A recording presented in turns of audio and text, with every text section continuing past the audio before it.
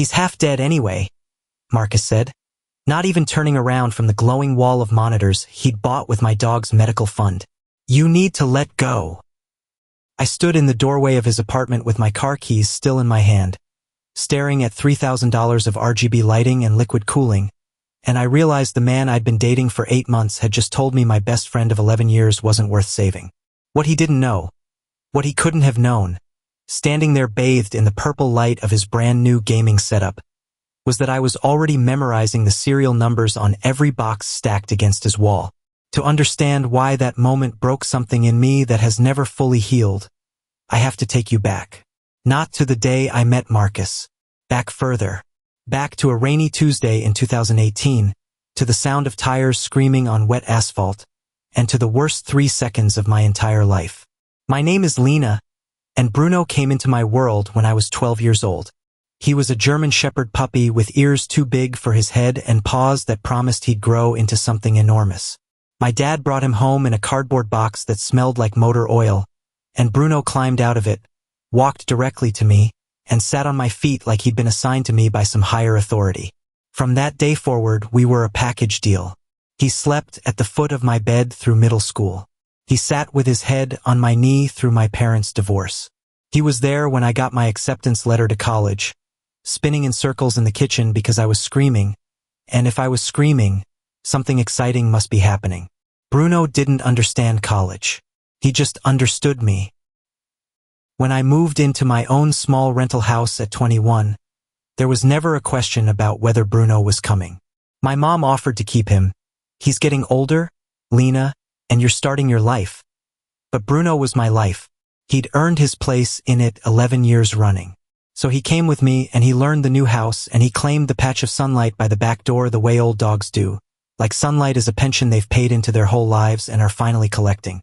Then came the rain and the road and the car. I still can't fully talk about the accident itself without my chest going tight. We were walking our usual evening route. A driver took the corner too fast on wet pavement, drifted wide, and clipped Bruno before I could even process that the headlights were wrong. The sound he made, I will hear that sound until the day I die. The driver didn't stop. I sat in the road in the rain holding 90 pounds of shaking, screaming shepherd, and a stranger from the blue house on the corner ran out in his socks and drove us to the emergency vet with Bruno bleeding across both of our laps. Bruno survived. That's the headline. But survival, it turns out, is not a finish line.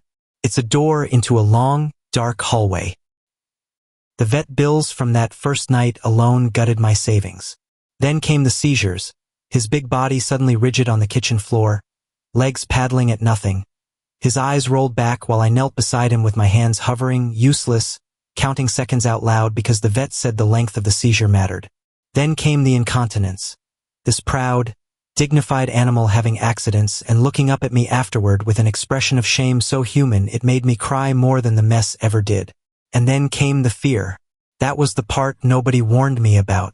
Bruno, who had once chased tennis balls until his legs gave out from joy, became terrified of anything that moved fast. A jogger passing us on the sidewalk. A kid on a bicycle. A ball. I threw a ball for him one afternoon about 4 months into his recovery, some hopeful part of me thinking we could reclaim a piece of before, and he flattened himself against the ground and shook so hard his teeth clicked. He looked, in those months, like a dog who had been beaten his whole life. He hadn't been. He'd been loved every single day of it. His body just couldn't tell the difference anymore between a moving object and the thing that almost killed him. We had a puppy then, too. A little female shepherd mix named Poppy that I'd adopted the year before, thinking Bruno would enjoy the company in his senior years. After the accident, her puppy energy, all that bouncing and pouncing and racing through the house, sent Bruno into a spiral of stress so severe the vet sat me down and said the words no one wants to hear. Something has to change. So I rehomed Poppy. I found her a wonderful family with a huge yard and 2 kids who adored her. And I cried the entire drive home. And Bruno met me at the door and leaned his whole weight against my legs like he knew what it had cost. And I whispered into his fur, "You're worth it. You were always going to be worth it." Here's what I need you to understand before Marcus ever enters this story. By 2020, Bruno was doing well. Genuinely, provably, medically well. The vet had him on zonisamide for the seizures, and the episodes had gone from weekly terrors to rare events. His blood work was solid for his age. Dr. Okafor, his vet, a calm, kind woman who had walked us through every stage of the recovery, used words like steadily improving and great quality of life. No one, not once in any appointment, had ever said the word euthanasia. We weren't managing a decline. We were building a future, just a shorter one than I would have liked, the way all dog futures are shorter than we'd like. The last piece of that future was the mobility aid. Because of the neurological damage, Bruno had trouble judging distances in dim light and would bump into furniture, and every collision scared him, and fear was the enemy of everything we'd rebuilt. Dr. Okafor showed us this device. Imagine a lightweight halo-style frame like a walking cane engineered for dogs, with soft sensory bumpers on the ends that touch obstacles before the dog does, so he learns where things are without the jolt of impact. She fitted a demo unit on Bruno right there in the exam room, and I watched my anxious old man walk a slow lap around the office, bump the bumper gently against a chair leg, adjust and keep going. His tail came up. His ears came up. He did a second lap without being asked. I stood in the corner of that exam room crying into my sleeve, because for the first time since the rain and the road, Bruno looked confident. The device plus the extended treatment plan that went with it cost more than I had. I just finished paying off the credit card debt from his earlier treatments, years of minimum payments and picked up shifts, and I'd promised myself I would never open another card. So I did it the old way.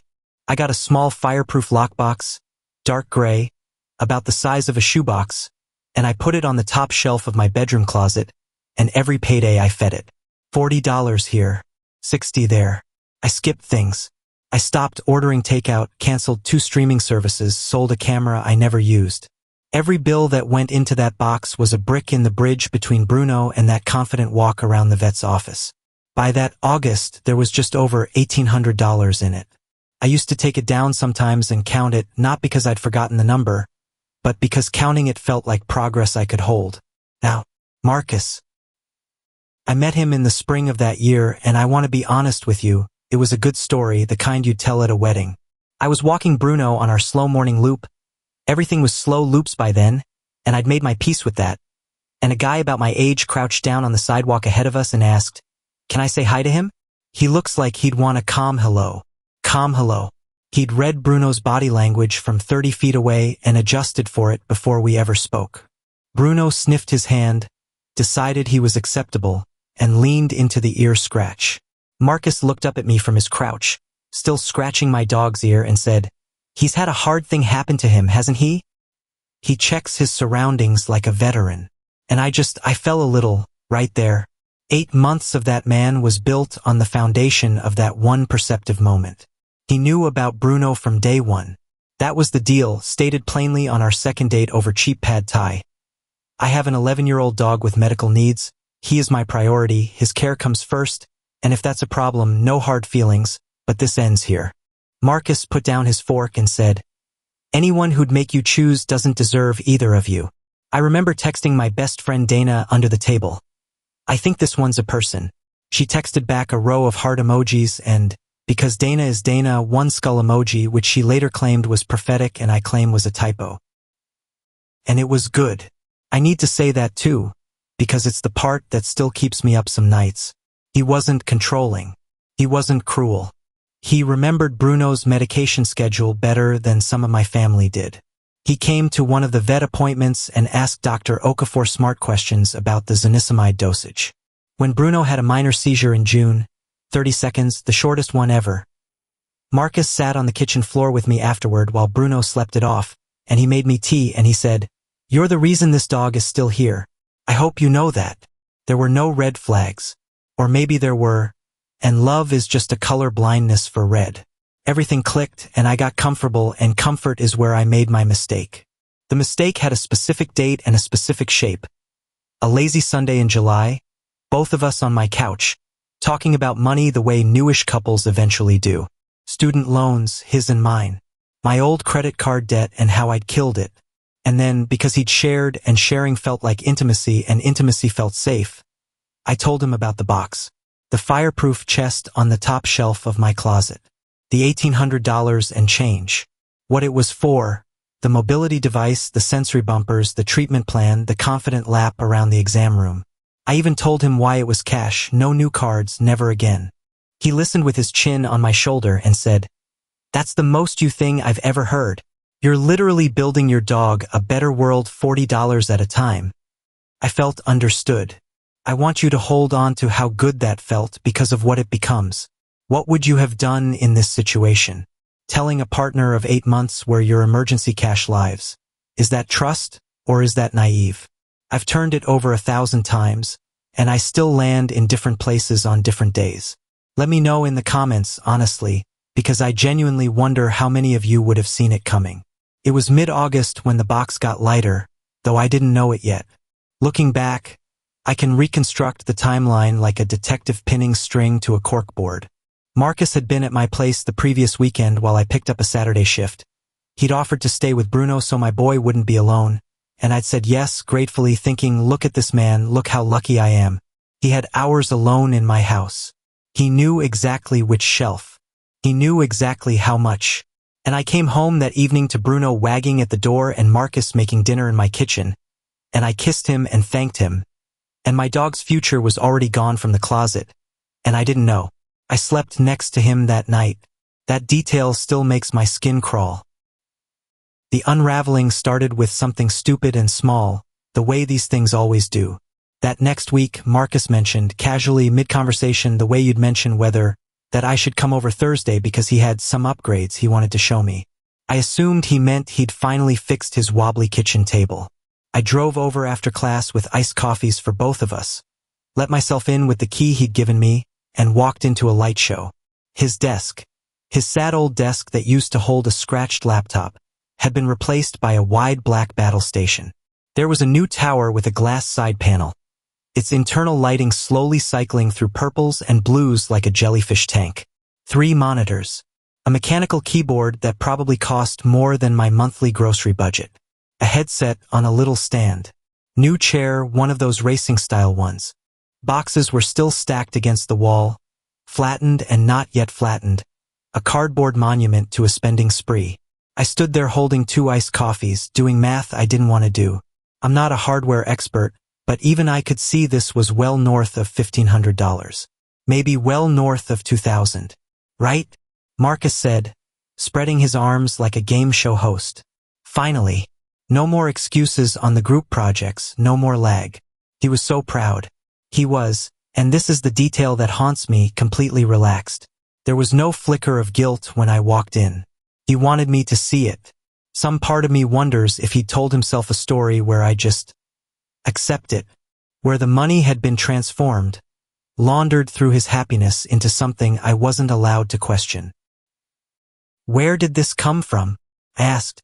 My voice came out wrong, flat, and Bruno-shaped alarm bells were already ringing somewhere deep in my chest, in a room I hadn't consciously entered yet.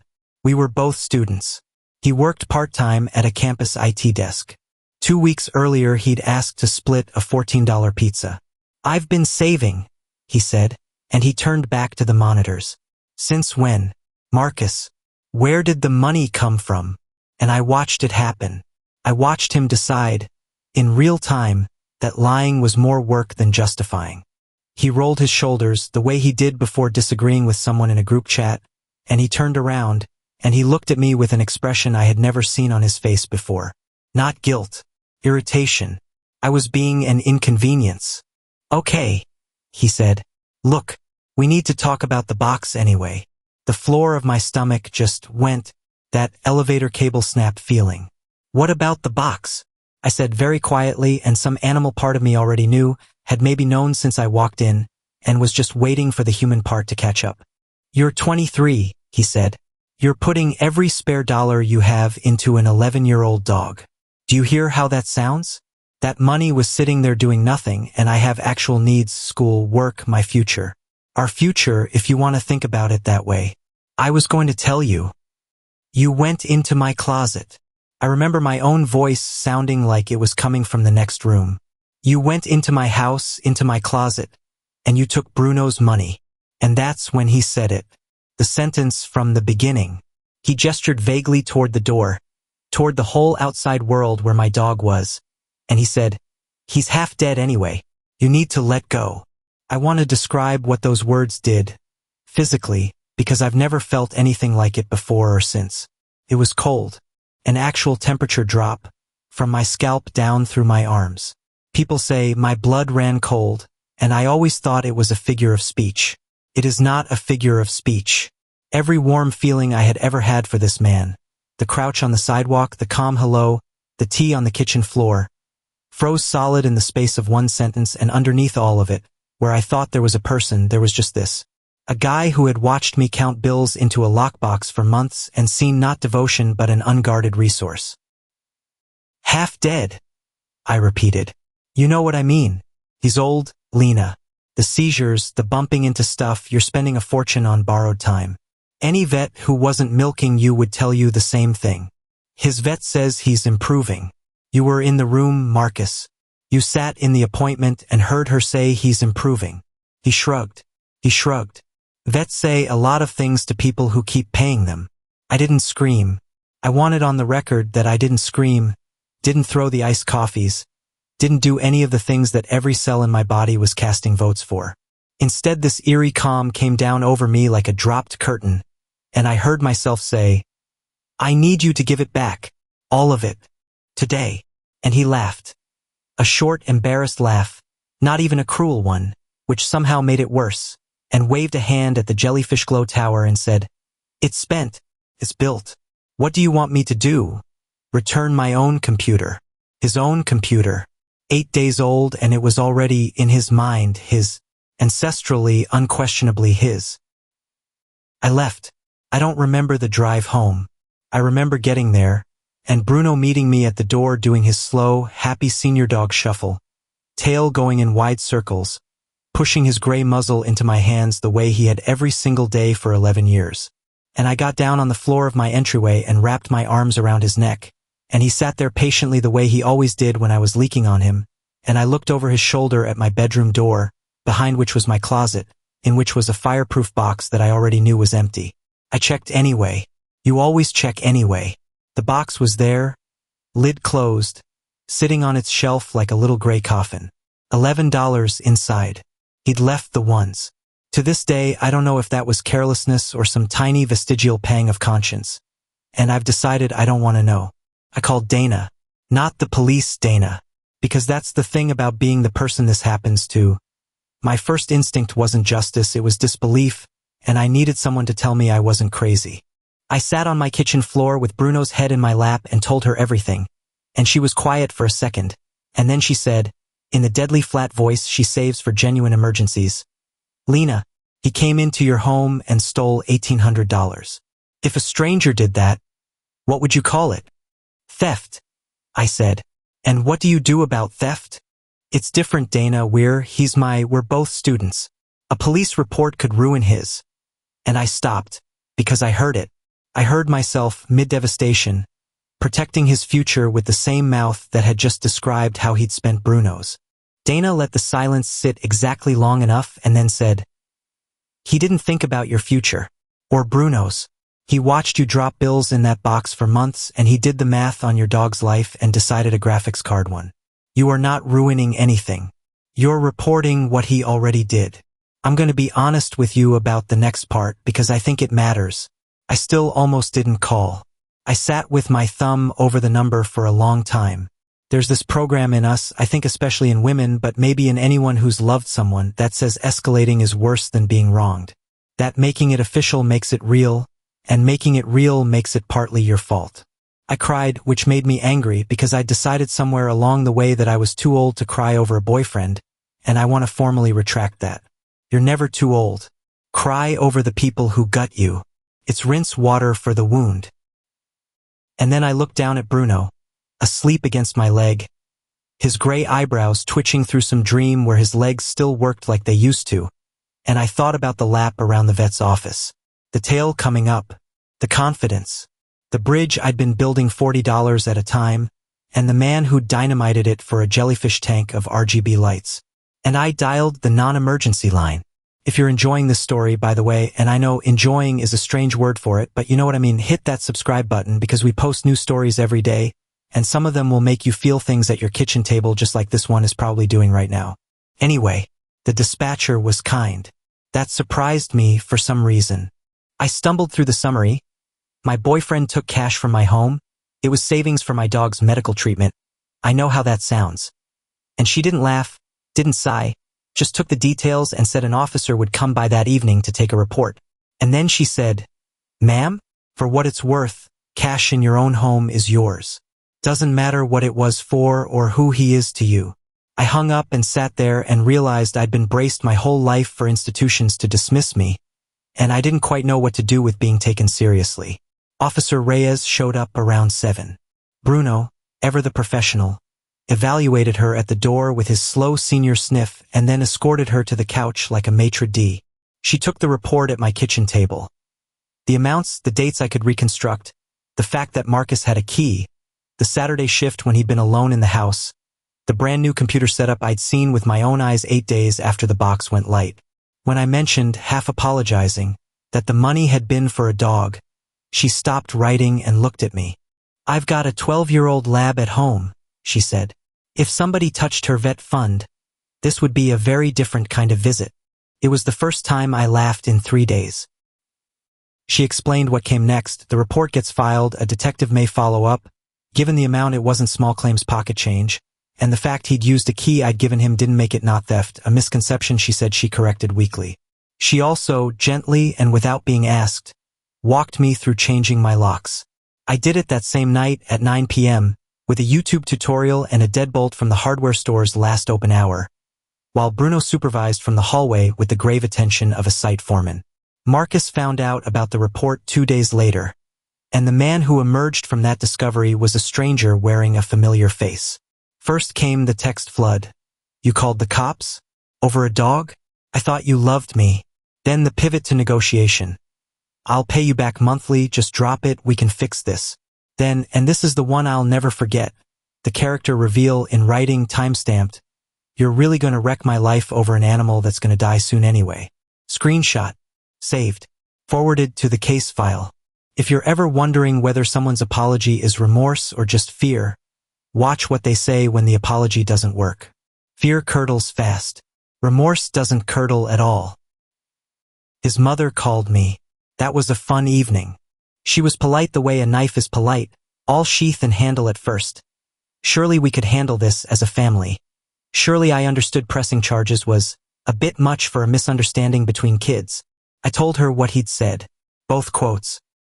"He's half dead anyway, and the one about the animal that's going to die soon." There was a long pause on the line, long enough that I checked whether the call had dropped, and then she said, in a completely different voice, older and very tired, "He told me you'd given him the money."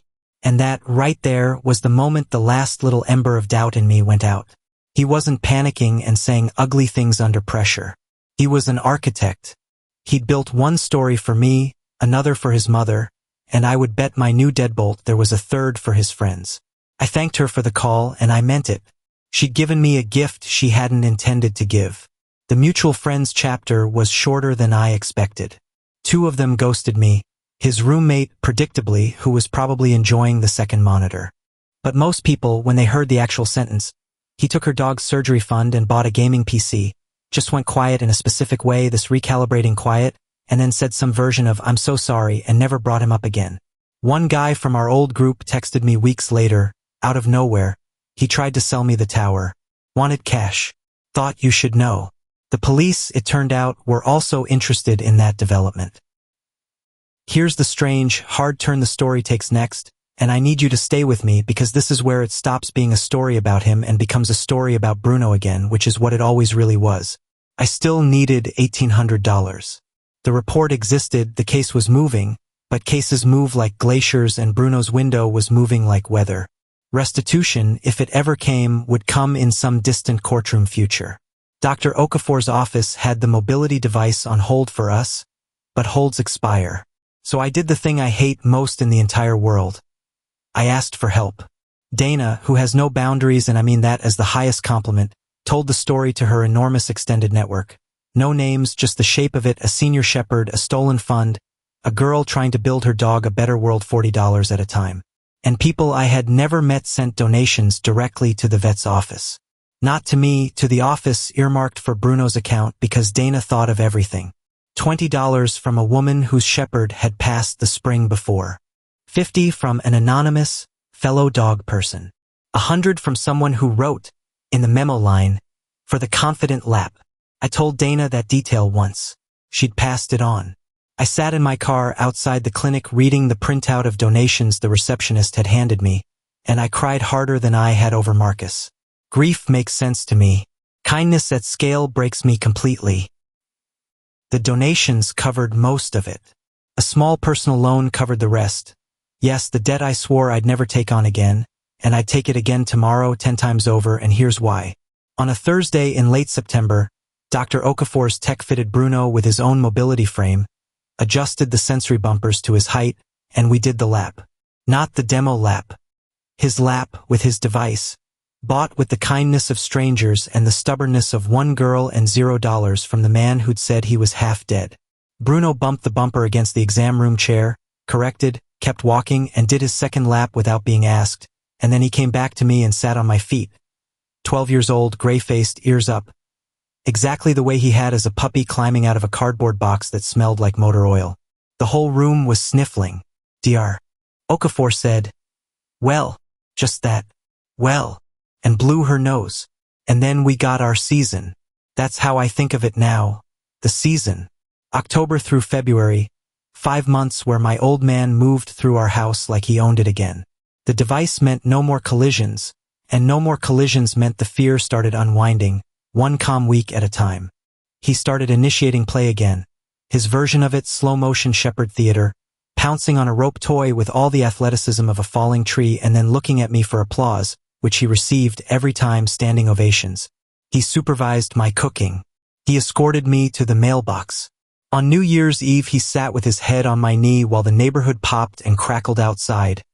And he wasn't shaking, and I whispered into his ear, "You're worth it. You were always going to be worth it," which by then wasn't reassurance anymore. It was just the truth being said out loud between the two of us. I need to tell you the last part now. I've been circling it this whole time, the way you circle the coldest part of the lake. It was a morning in late February. An ordinary one. I want that on the record because the ordinariness is somehow both the cruelest and kindest part. Bruno ate his breakfast. He took his zonisamide in a pill pocket, made his usual show of being suspicious of it, ate it anyway. We went out to the yard and he stood in his patch of winter sun for a while, nose working the cold air, reading the neighborhood's morning news the way he did every day. He was not stressed. He was not in pain. Every checkup for months had come back as good as his circumstances allowed. I went inside to make coffee. I was gone for maybe 4 minutes. When I came back out, he was lying on his side in the sun, and I knew before I reached him. I think it was a seizure, a big one, or maybe his heart. The vet couldn't say for certain, and I didn't ask her to open him up to find out because it didn't matter. What mattered was this: it was fast. He was in his own yard, in his own sunlight, with the smell of his own home in his nose, for minutes after a breakfast he enjoyed, 5 months into the best stretch of his old age. He didn't die scared. He didn't die in a cold room under fluorescent lights, and he didn't die in the rain on wet asphalt, which for 3 years had been my worst and most specific fear. He died a dog who had gotten confident again. I sat with him in the yard for a long time. I'm not going to describe that part. Some rooms you don't give tours of. Drop a comment below. Do you think I made the right call, back in August, picking up that phone? Because I've read every angle of it in my own head at 3 a.m. That I escalated, that I ruined a young man's record over money, that I could have handled it privately. And then I remember that the money came back to Bruno through 100 strangers' hands instead of his, and that my dog spent his last 5 months walking tall through a house he could navigate because kindness is real and theft has consequences, and I land every single time in the same place. Tell me where you land. Here's where everything stood, after. The theft case was active. That's all I could say about it for a long time and nearly all I'll say now, except this: it moved. Screenshots, the report, the attempted resale of the tower, his own mother's disillusionment. Cases built from a defendant's own words tend to hold their shape. Marcus became my ex within days of the report. Obviously, though became is generous. He'd stopped being anything to me in the exact second he said half dead with his back turned. We don't talk.